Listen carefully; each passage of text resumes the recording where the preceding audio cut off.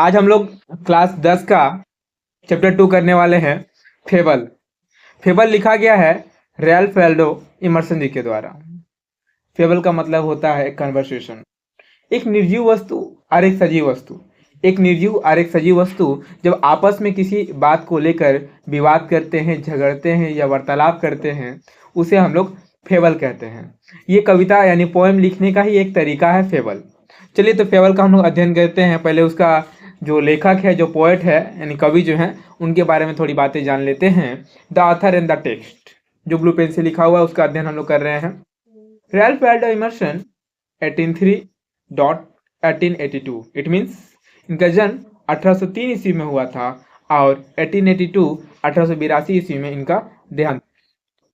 Was an American easiest lecturer and poet. Ralph Waldo immersion जो थे ये America के एक इजिएस्ट यानी निबंधकार थे, लेक्चरर थे और पोएट यानी कि कवि थे। His famous poems include Concord, Hymn and Brahma.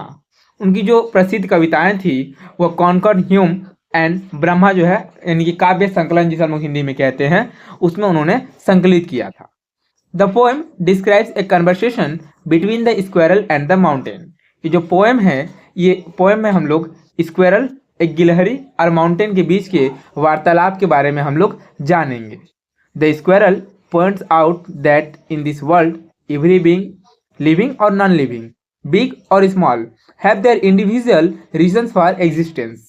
इस कविता में जो स्क्वायरल है यह बताना चाहता है कि इस दुनिया में जो भी चीज़ें हैं, चाहे वो सजीव हो या निर्जीव हो, चाहे वो चीज़ बड़ा हो चाहे छोटा हो, प्रत्येक का अपने जीवन यापन का अर्थात जीवित रहने का, उनके जीवन का एक कोई ना कोई आध्यात्मिक रीज़न अर्थात आध्यात्मिक कारण होता है।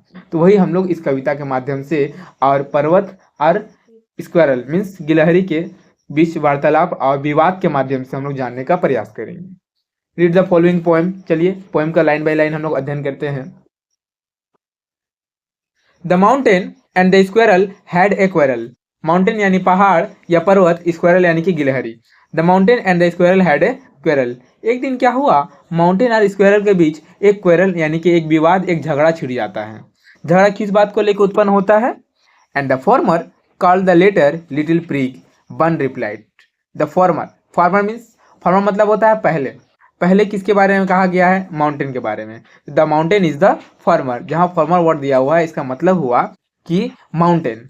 The mountain call the latter, latter means the squirrel, latter यानी कि बाद वाला, बाद में स्क्वायरल आ रहा है तो फॉर्मर यानी माउंटेन स्क्वायरल को कहता है, क्या कहता है? लिटिल प्रिग अर्थात छोटा सा तुच्छ सा जंतु, अर्थात माउंटेन जो है स्क्वायरल को तुच्छ जंतु कहता है। लिटिल प्रिग मीन्स तुच्छ जंतु इसको कहता है। बन रिप्लाइड, बन मीन्स, बन मतलब होता है स्क्वायरल, स्क्वायरल को ही यहाँ पर बन कहा गया। बन रिप्लाइड, बन मीन्स स्क्वायरल, यहाँ जो बन है वो स्क्वायरल को ही कहा गया है, गिलहरी को ही बन कहा गया है। तो इस पर बन यानी कि स्क्वायरल क्या रिप्लाई करता है? You are doubtless very big. Bun mountain को कहता है you are doubtless very big. Doubtless यानी कि बेशक, निसंदेह, कहता है कि निसंदेह पर्वत को कहता है कि पर्वत तुम निसंदेह बहुत बड़े हो। But all sorts of thing and weather must be taken in together। कहता है कि all sorts of thing, sorts यानी छोटी छोटी चीजें, समझाता है वो माउंटेन को कि all sorts of thing यानी सभी छोटी छोटी चीजों को लेकर, and weather अर्थात मौसम, जलवायु, जलवायु और मौसम को लेकर, must be taken in together इन सभी को एक साथ लेकर के ही, must be taken in together अर्थात सभी छोटी छोटी चीजें और जलवायु को मिला करके must be taken in together, taken यानी ले करके, टुगेदर एक साथ, सभी को एक साथ ले करके मिला करके, to make up a year and a sphere, इन सबको एक साथ मिला करके एक ईयर बनता है अर्थात एक साल बनता है, एंड ए स्फीयर अर्थात एक ब्रह्मांड का निर्माण होता है। अर्थात ब्रह्मांड के निर्माण में सभी चीज़ों का कोई ना कोई महत्व है। ऑल सॉर्ट्स ऑफ थिंग अर्थात सभी छोटी छोटी चीज़ें, एंड वेदर अर्थात जलवायु और मौसम, सभी को मिला करके एक ईयर बनता है, एक साल बनता है, एंड ए स्फीयर अर्थात एक ब्रह्मांड बनता है, एक ब्रह्मांड का निर्माण होता है। अगली पंक्ति है and I think it no disgrace. अब छोटे वाला कहता है अर्थात अभी भी स्क्वायरल ही कह रहा है। स्क्वायरल क्या कहता है? एंड आई थिंक मतलब मुझे लगता है, इट नो डिसग्रेस, डिसग्रेस मतलब कि इसमें कोई संकोच नहीं है, कोई शक नहीं है, ठीक है, it no disgrace to occupy my place. अब मुझे लगता है कि मेरे जगह को हथियाना, हथियाना नहीं, मेरा जगह लेना। कहता है स्क्वायरल कि इसमें कोई शक नहीं कि कोई मेरा जगह आसानी से ले सकता है, अर्थात मेरे जगह को हासिल करना, मेरा जगह लेना कोई मुश्किल काम नहीं है। अगली पंक्ति है, if I am not so large as you. अभी भी स्क्वायरल की ही बात चले, जहाँ आई दिया हुआ है ना, आई मीन्स स्क्वायरल, अभी भी आई अर्थात स्क्वायरल ही बोल रहा है। क्या बोल रहा है? If I am not so large as you, कहता है माउंटेन को, यदि मैं तुम्हारी तरह इतना लंबा या इतना बड़ा नहीं हूँ, यदि मैं तुम्हारी तरह बड़ा नहीं हूँ, you are not so small as I, तो तुम भी मेरी तरह छोटे नहीं हो। यदि मैं तुम्हारी तरह इतना बड़ा नहीं हूँ तो तुम भी मेरी तरह इतने छोटे भी नहीं हो। And not half so scribe, not half so scribe, अर्थात तुम जो है मेरे स्प्राई अर्थात मेरा फुर्तीलापन, स्प्राई मीन्स फुर्तीलापन। जैसा कि हम लोग जानते हैं जो स्क्वायरल होता है कैसा फुर्तीला और चंचल होता है, अर्थात उछल कूद करते रहता है, अर्थात सजीवता के बारे में बताया जाए, एक सजीव का जो गुण होता है, और स्पेशली तो स्क्वायरल में बहुत ज़्यादा ही सजीव का गुण है, बहुत ज़्यादा चंचलता होती है, उछल कूद होती है।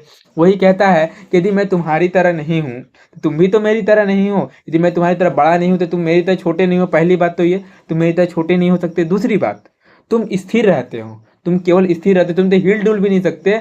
और मेरा जो फुर्तीलापन है, मेरा जो स्प्राई है, हाफ सो स्प्राई, मेरे फुर्तीलेपन का तुम आधा भी तुलना नहीं कर सकते हो, अर्थात मेरे फुर्तीलेपन का तुम आधा भी तुलना करने के लायक नहीं हो। अगली पंक्ति है, I will not deny to make a very pretty squirrel track. कहता है I will not deny to make a very pretty squirrel track, अर्थात यहाँ पर व्यंग कर रहा है। व्यंग करते हुए क्या कहता है कि हाँ, मुझे विश्वास है तुम मेरे तरह बहुत ही स्क्वायरल, स्क्वायरल देखना जिस रास्ते से चलता है ना, जिस रास्ते से चलता है वहाँ पर एक ट्रैक बना लेता है, अर्थात उसी रास्ते का वो अनुकरण करता है, जिधर से आता है उधर से ही जाता है, वो उसका गुण होता है। कहता है कि इसमें कोई शक नहीं है कि तुम बहुत ही खूबसूरत, प्रीटी यानी कि बहुत ही खूबसूरत स्क्वायरल ट्रैक बना सकते हो, इसमें कोई शक नहीं है। I will not deny you make a very pretty squirrel track, यहाँ पर वो व्यंग कर रहा है, ठीक है, कि मुझे बिल्कुल भी विश्वास है कि तुम मेरी तरह जो है वो एक स्क्वायरल ट्रैक बना दोगे। अर्थात कहना चाहता है कि मुझे एकदम विश्वास नहीं हो रहा है, मुझे एकदम ही विश्वास नहीं हो रहा है कि तुम मेरी तरह एक बहुत ही प्रीटी अर्थात खूबसूरत सा स्क्वायरल ट्रैक बना सकते हो। टैलेंट्स डिफर, टैलेंट यानी प्रतिभा, डिफर यानी कि डिफरेंट अर्थात अलग।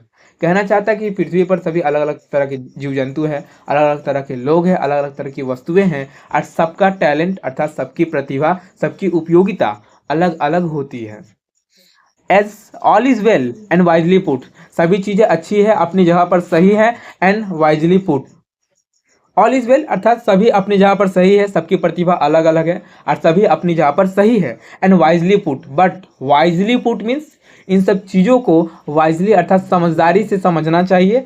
वाइजली पुट, समझदारी से उसका उपयोग करना चाहिए। जो जिस चीज़ में तेज है उसकी प्रतिभा को सभी को समझना पड़ेगा, क्योंकि सभी को सभी की ज़रूरत होती है।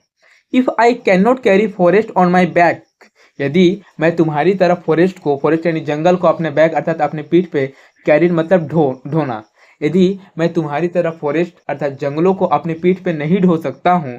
जैसा कि हम लोग जानते हैं माउंटेन क्या करता है, माउंटेन के दोनों स्लोप के ऊपर, दोनों जो ढलान है ना, ढलान के ऊपर फॉरेस्ट रहता है, ठीक है, अर्थात कहना ये चाहता है मानवीकरण के द्वारा, यहाँ मानवीकरण किया गया है, ह्यूमनाइजेशन, इसको कहते हैं मानवीकरण।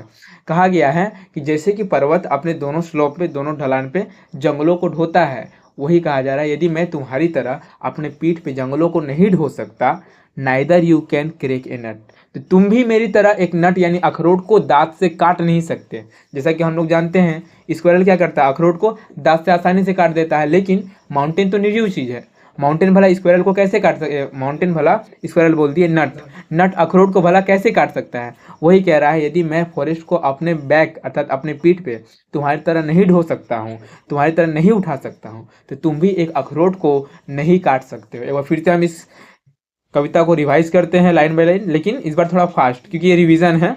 The mountain had a squirrel, the mountain and the squirrel had a quarrel, अर्थात माउंटेन पर्वत और स्क्वायरल के बीच एक दिन अचानक से एक विवाद उत्पन्न हो गया, एक झगड़ा सा हो गया। The former called the little prig, farmer यानी माउंटेन, लेटर यानी कि स्क्वायरल, माउंटेन ने स्क्वायरल को लिटिल प्रिक तुच्छ सा जंतु कह दिया। बन रिप्लाइड, इस पर बन यानी गिलहरी ने स्क्वायरल ने क्या रिप्लाई किया? You are doubtless very big, इसमें कोई संदेह नहीं अर्थात निस्संदेह तुम बहुत बड़े हो।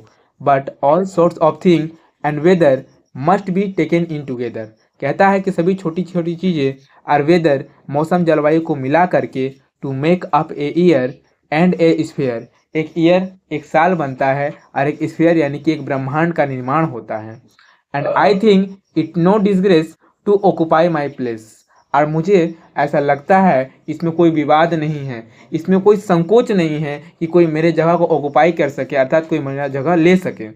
If I am not so large as you, यदि मैं तुम्हारी तरह उतना लार्ज उतना बड़ा नहीं हूँ, you are not so small as I, तो तुम भी मेरी तरह स्मॉल नहीं हो। And not half so spry, और ना ही मेरे फुर्तीलेपन का तुम आधा भी अर्थात मेरे फुर्तीलेपंती का तुम आधे की भी तुलना नहीं कर सकते हो।